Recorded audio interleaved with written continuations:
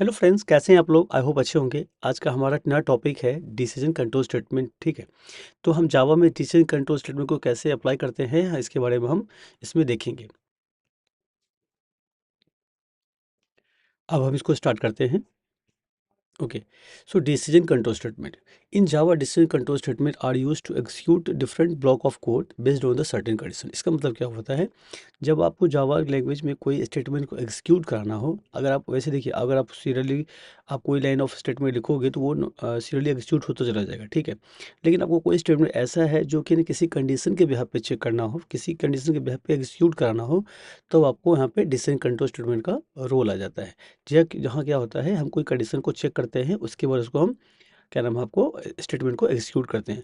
जैसे एग्जांपल के नीचे लिखा हुआ, देखिए लिखा हुआ integer age 18, if age is greater then और equal to 18 then print this message. इसका मतलब क्या हुआ कि हमने ये जो स्टेटमेंट है system dot out dot printer you are eligible to vote, एक कब एग्जीक्यूट किया, जब आपकी एज 18 या 18 हो या 18 से ज़्यादा हो।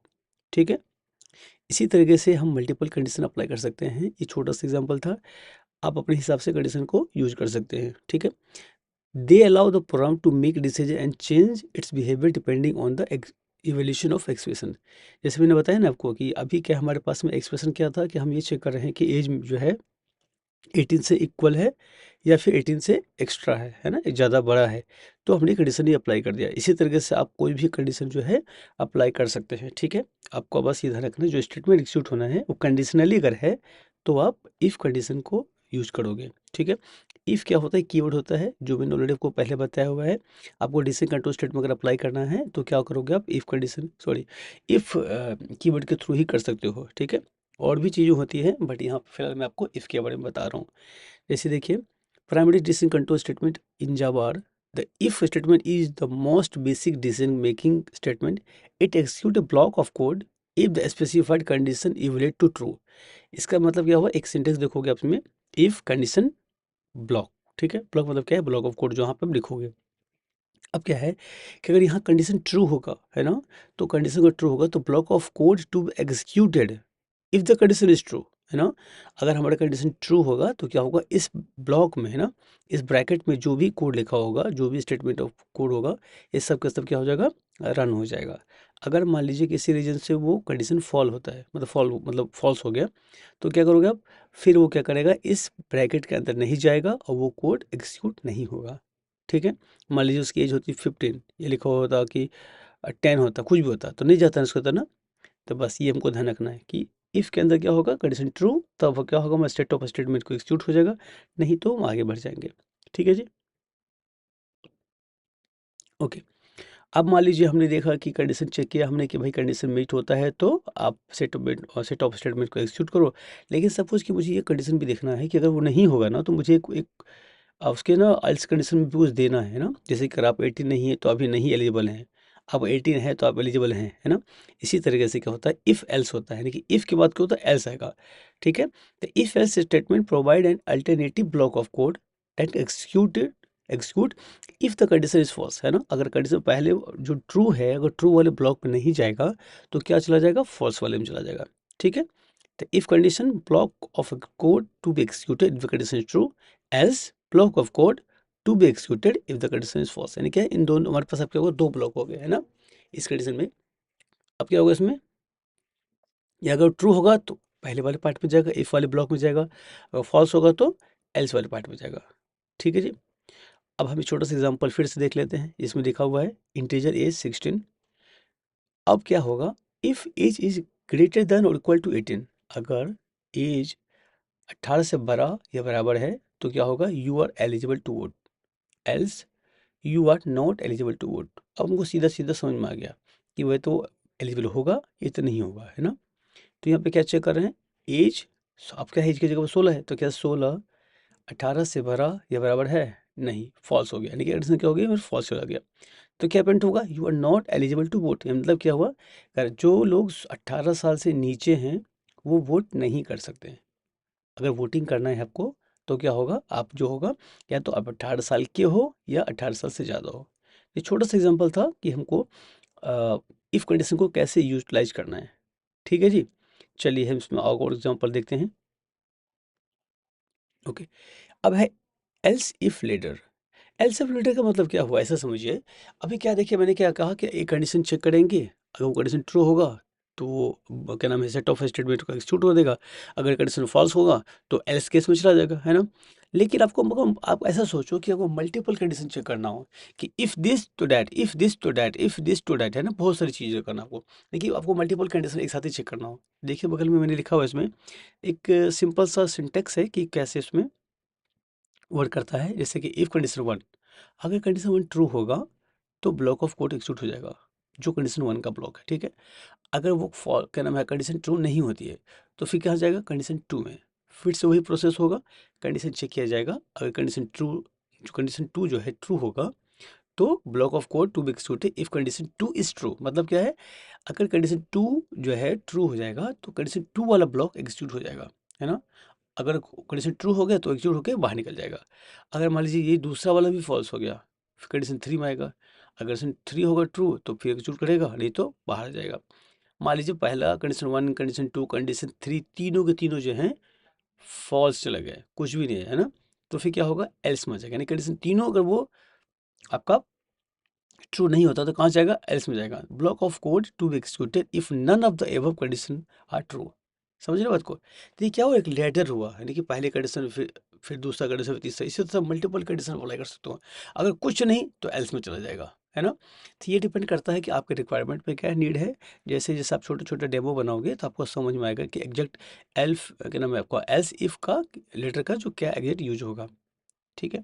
इसके बगल में हमने एक जैसे कि एग्जांपल का लिया है ग्रेड सिस्टम के लिए। जैसे बच्चों की, स्टूडेंट को मार्क्स आते हैं, तो जैसे देखोगे अगर किसी ने अ, एक मार्क्स लिया है 85, है ना, उसका स्कोर क्या है 85, तो मैंने क्या किया, इसको एक इंटीजर वेरिएबल में स्टोर कर रख लिया, ठीक है। अब चेक कर रहे हैं क्या स्कोर जो है ग्रेटर देन इक्वल टू 90 है। अगर है तो ग्रेड ए, यानी कि अगर आपका 90 या 90 से इक्वल है तो क्या होगा, आप ग्रेड ए के स्टूडेंट हो जाएंगे, ठीक है। नंबर दूसरा, अगर आपका 80 90 नहीं है, द 90 नहीं है तो क्या होगा, कंडीशन फॉल्स हो जाएगी।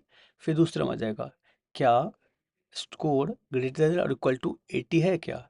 हाँ, ये कंडीशन ट्रू होगी क्योंकि जो 85 होगा 80 से ग्रेटर है ना। तो क्या प्रिंट हो जाएगा, बी।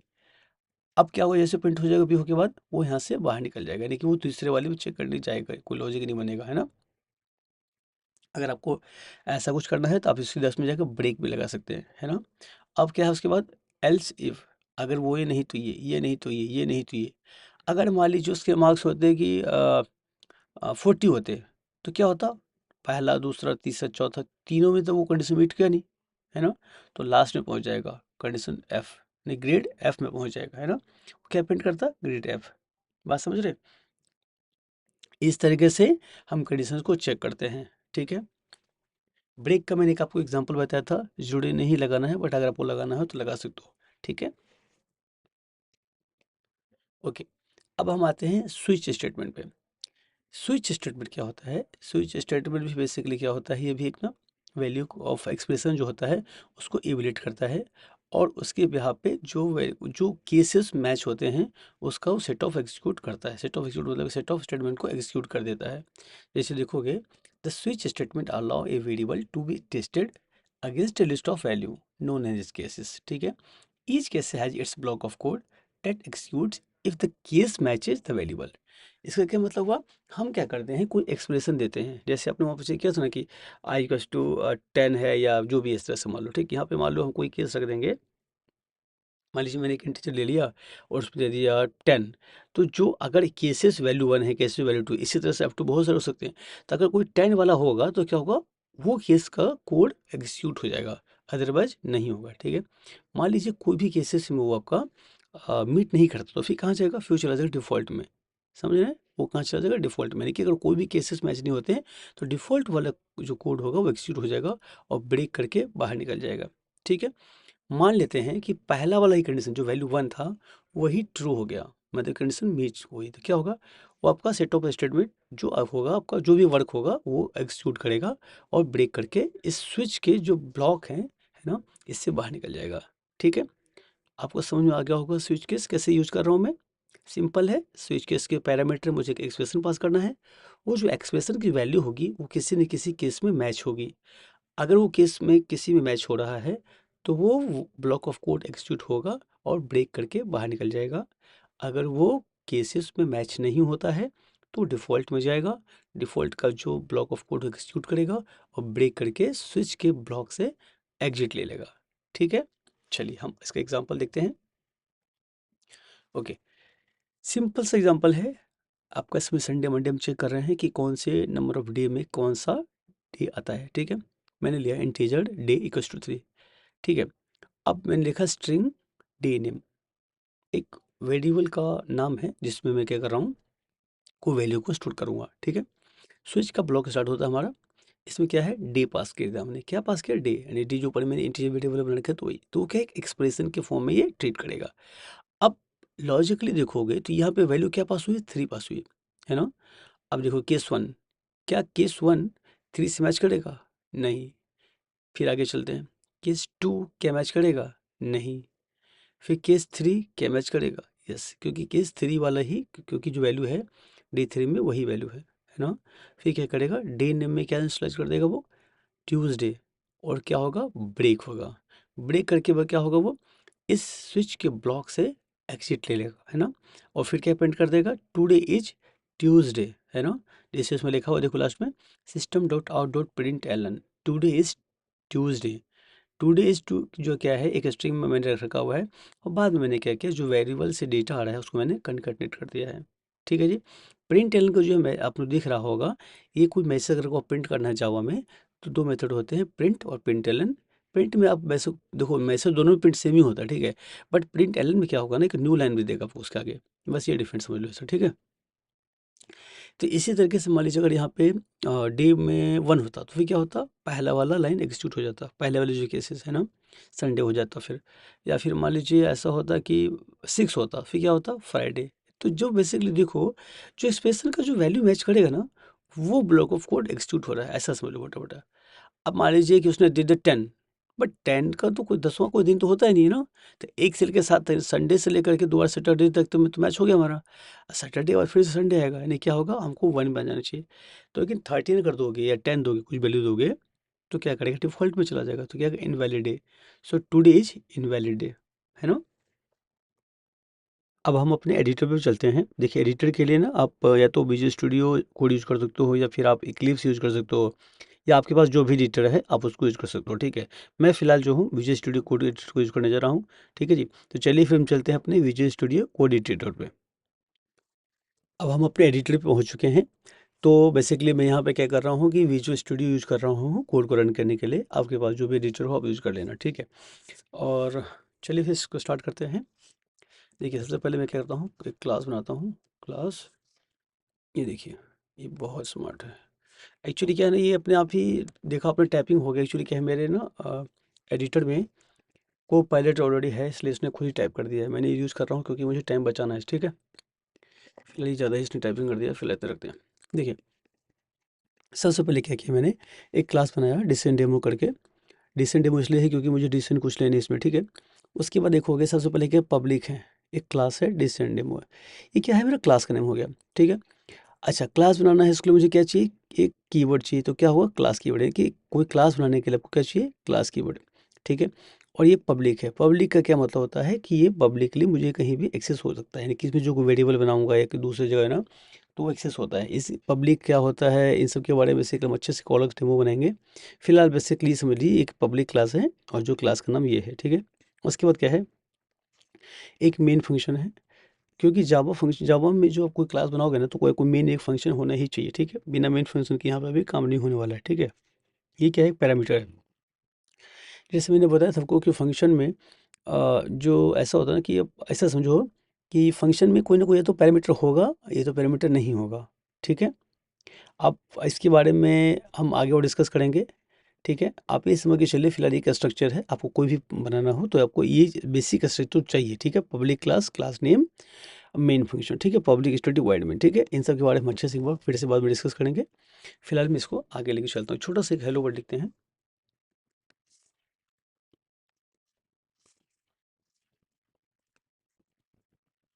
ठीक है।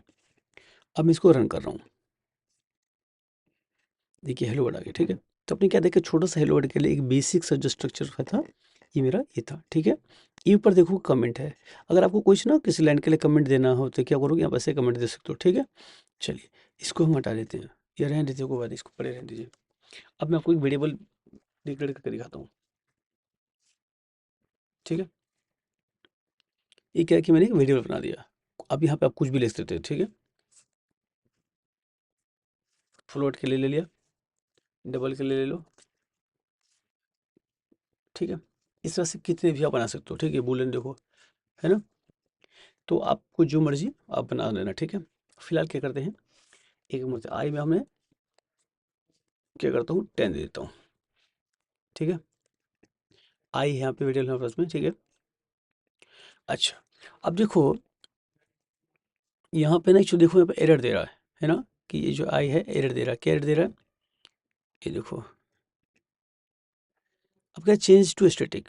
देखिए क्या होता है ना, ये जो मेथड है, ये क्या है, एक स्टैटिक मेथड है। स्टैटिक मेथड कैसे, क्योंकि हमें मैंने पे स्टैटिक कीवर्ड लगा रखा है, ठीक है। तो इसकी या तो क्या करना पड़ेगा मेरे को, इसकी इसके आगे एक स्टैटिक कीवर्ड लगाना पड़ेगा, ठीक है। देखो एरर हट गया, है ना। या तो आप ऐसा कर लेते, या फिर क्या करोगे, ऐसे कर लो, यानी कि उस मेथड को क्या करोगे, इस फंक्शन जो मेथड जो क्या नाम वेरिएबल था, उसको मैंने क्या किया, इस मेथड के अंदर ही डिक्लेयर कर दिया, ठीक है। वो ग्लोबली बाहर नहीं रहेगा ना। तो आप इसको जैसे यूज करना हो कर लेना। फिलहाल जो है मैं इसको क्या करता हूँ, इसको मैं स्टैटिक ही कर देता हूँ, ठीक है। ओके, अब मान लीजिए मेरे को प्रिंट कर देते पहले एक बार कि इसमें आउट, ठीक है। अब मैं इसको रन करता हूँ, ये देखिए हेलो वर्ल्ड, है ना। आई कस टू 10, यानी हमारी वैल्यू क्या थी, 10 थी ना, ये आगे पर, ठीक है। इसको मैं पहले क्लियर कर देता हूँ। अब हम क्या करते हैं, क्या इफ आई इक्वल्स टू 10, अगर ऐसा है तो मुझे आई की वैल्यू प्रिंट कर दे, और नहीं तो ना करे, कुछ भी नहीं, सिंपल है ना। ये देखिए इसने कहा यस प्रिंट किया, यानी कि क्या हुआ, कंडीशन ट्रू हुआ, है ना। कंडीशन ट्रू हुआ होगा तभी प्रिंट किया होगा। अच्छा मान लीजिए काम करते हैं, एक करते हैं एल्स, ठीक है, कि अगर आई की वैल्यू 10 नहीं है तो ये प्रिंट करना, अगर आई की वैल्यू 10 है तो ये प्रिंट करना, ठीक है।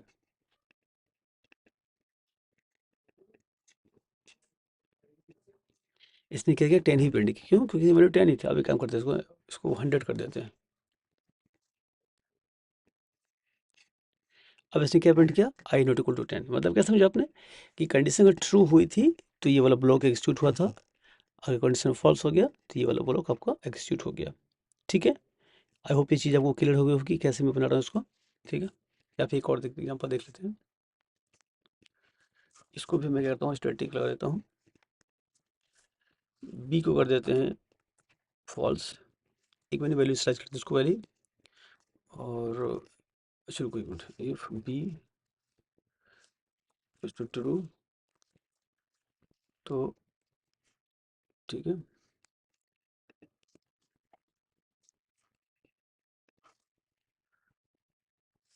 बी वैल्यू इज ट्रू, ये देखिए, ठीक है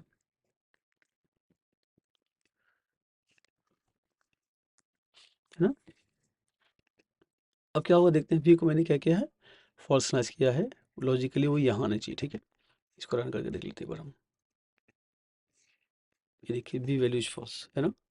क्या हुआ, कंडीशन ट्रू में नहीं हुई तो यहाँ चला गया। अब मान लीजिए इसको कर देता हूँ मैं ट्रू,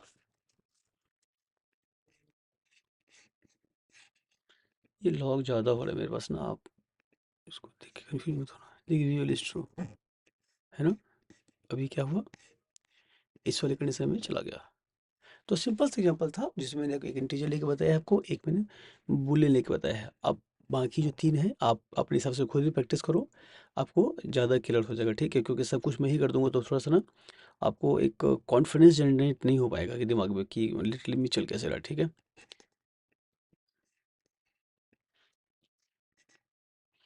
चलिए इसको हटा देते हैं। अभी क्या ना, इफ एस क्लियर यूज करते हैं, ठीक है। इफ ये रहा,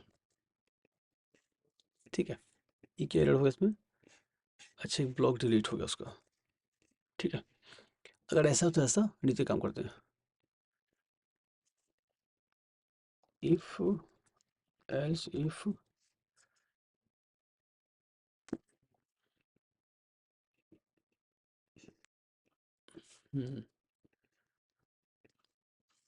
ये देख लेते हैं और ठीक है, ऐसा कर लेते हैं। इसके बाद else if I greater than 90, या ठीक है ना, ठीक है। एक और मैं करता हूँ,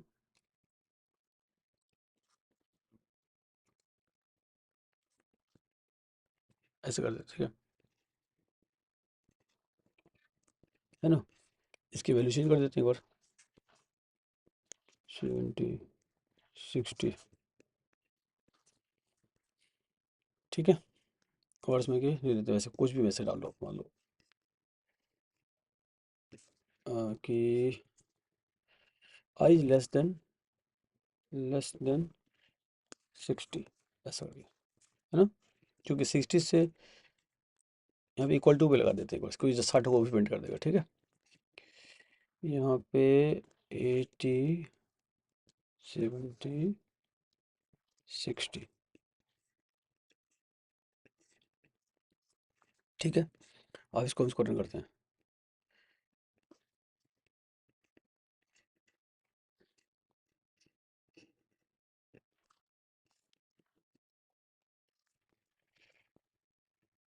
ऐसे समझ लो, चलो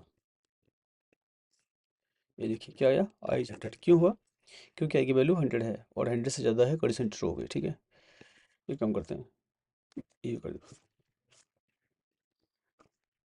इसको ना 90 कर देते हैं, ठीक है। ये देखो क्या हुआ, आई इज ग्रेटर देन 80। अभी क्यों प्रिंट हुआ? क्योंकि 90 है, यानी एक कंडीशन में तो फॉल्स हो गया होगा, क्योंकि तो है ही नहीं ना, 90 जो है इससे छोटा हो जाएगा, यानी कि जो होगा कंडीशन ट्रू नहीं होगी। अब क्या पहुंचे हम, इसमें आए। क्या 90 ग्रेटर देन 90 है? ऑफ कोर्स नहीं है। अगर ये होता इक्वल टू तो भी प्रिंट कर देता, है ना। अब क्या है, इसके अंदर नहीं आएगा। अब क्या है, यहाँ पर आया क्या, 90 ग्रेटर देन 80 है, यस। जैसे क्या क्या प्रिंट है, आई ग्रेटर देन 80। अब मान लो ये ऐसा होता, और सारी केसेस को देखो, देखो 90 है ना, बात समझ रहे।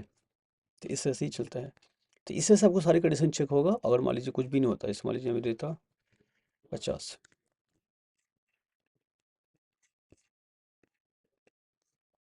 देखिए आई लेसन 60, ये वाला पार्ट हो गया।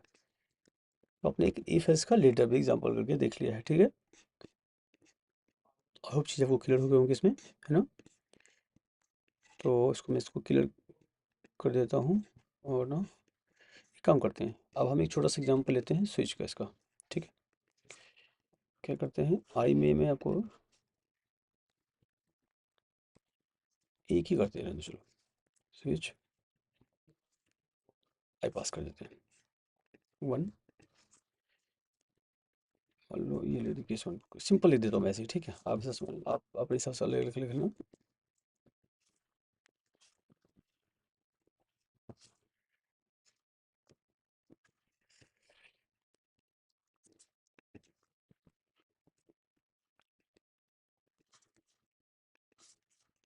1 2 3 4 5 6, है ना।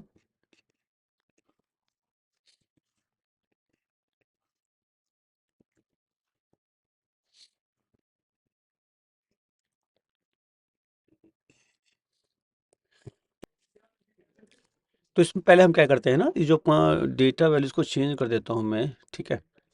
ये 3 थोड़ा तक आपको एग्जैक्ट क्लियर हो जाए कि मैं कहाँ क्या चेंजेस करने वाला था, ठीक है। अब क्या है, इसमें हम इसको दोबारा से रन करके देख लेते हैं, हमें ये क्लियर हो जाएगा कि हमने क्या दे रखा है, ठीक है। अब ये 1 है, 1 के साथ एक बार मैं इसको रन करता हूँ। ये देखिए, अब केस सारे के सारे प्रिंट हो गए, देखिए case 1 case 2 case 3 case 4 case 5। Actually इसलिए हो गया क्योंकि यहाँ पे ना ये सारी कंडीशन पहले तो ट्रू हो गया, फिर क्या हुआ, एक्चुअली यहाँ पे ब्रेक नहीं लगाया मैंने ना, तो इसलिए क्या हुआ ना, वो खुद ही चला गया सब जगह पे, ठीक है। तो मुझे ना कंडीशन ट्रू होने के बाद एक्चुअली इसको एग्जिट भी करना था, एग्जिट मतलब ब्रेक करना था मुझे, है ना, यहाँ ब्रेक लगा हुआ है, ठीक है जी। अब इसको दोबारा रन कर लेते हैं, इसको हटा, क्लियर, रन। देखिए अब क्या प्रिंट किया इसने, केस 1 किया, कहने का मतलब क्या है, वो आया तो यहाँ पे था, है ना, तो जैसे ही यहाँ पे रन किया इसने, इसने क्या किया, इस केस 1 की जो सेट ऑफ स्टेटमेंट था, फिलहाल मेरे पे एक ही रखा हुआ है, यहाँ जो भी आप काम कराओगे यहाँ उसको काम करेगा और यहाँ से ब्रेक ले लेगा। ब्रेक लेने का मतलब क्या है कि यहाँ से एग्जिट को लेगा, नहीं तो देखा आपने पहले अपने ना कि यहाँ जब ब्रेक नहीं लगा तो केस 2 में भी है, केस 3 में भी आ गया, सब चल जाएगा वो, है ना। तो ये हमको ध्यान रखना होता है, ठीक है। अब मान लीजिए एक और एग्जाम्पल लेते हैं, इसमें 10 कर देता हूँ इसको 10 कर देते हैं, फिर देखते क्या होता है। ये देखिए क्या प्रिंट हुआ इसमें, कुछ भी प्रिंट नहीं हुआ इसमें, क्यों, क्योंकि ये जो देखिए सबसे पहले तो हेलो वर्ड प्रिंट हो गया था हमारा, अभी कोई भी केस में मैच हुआ नहीं, तो डिफ़ॉल्ट वाले केस में मैंने ना कुछ लिखा नहीं था, इसलिए वो ऐसे ही रह गया, ठीक है। इसको मैं इसको डिफ़ॉल्ट केस हैंडलिंग कर देते हैं, ठीक है। अब देखते हैं, ये देखिए डिफ़ॉल्ट केस हैंडलिंग, है ना। तो क्या देखा आपने कि जो ये आपका जो केस मैच नहीं होता है तो कहाँ गया, डिफ़ॉल्ट वाले में, और डिफ़ॉल्ट वाले स्टेटमेंट का जो भी वर्क होगा वहाँ से करेगा, वहाँ से फिर वो ब्रेक के लिए करके एग्जिट कर देगा, ठीक है। तो एक छोटा सा एग्जांपल था जिसमें मैंने आपको स्विच केस के बारे में बताया है, इससे पहले आपको मैंने इफ एल्स के बारे में बताया, और इससे पहले मैंने फिर आपको एक बीच में इफ एल्स लेटर के बारे में भी बताया था। तो आप छोटे छोटे प्रोग्राम बना बना के देखिए, आपको खुद ही ज़्यादा समझ में आएगा, ठीक है। बाकी आप नेट से भी कॉपी कर सकते हैं, but I will suggest you कि आप ना खुद से टाइप करो। टाइपिंग करने से क्या होगा ना, खुद जब टाइप करोगे तो आपको दिमाग में ना बैठेगा चीज़, है ना। क्योंकि कॉपी पेस्ट करना बहुत बड़ी बात नहीं है, कॉपी तो मतलब नेट पे तो कोड बहुत सारे पड़े हैं, आप कॉपी करो पेस्ट करो, दिमाग में आपको आएगा ही नहीं, है ना। तो क्या आप जैसे जैसे किसी को खुद प्रैक्टिस करोगे, खुद लिख लिख के आप प्रैक्टिस करोगे तो आपको ज़्यादा समझ में आएगा, ठीक है। थैंक यू फ्रेंड्स, वीडियो को यहाँ तक देखने के लिए। आई होप कि वीडियो आपको अच्छा लगा होगा। मैं आपसे रिक्वेस्ट करना चाहता हूँ, प्लीज़ वीडियो को लाइक कीजिए, वीडियो पे कमेंट कीजिए एंड अपने फ्रेंड्स के साथ इसको शेयर कर दीजिए। एंड यस, वीडियो को सब्सक्राइब करना मत भूलिएगा, खुद भी करिए और अपने फ्रेंड्स के भी सब्सक्राइब करवाइएगा, ठीक है। चलिए फिर मिलते हैं अपने नए वीडियो में, तब तक के लिए बाय बाय।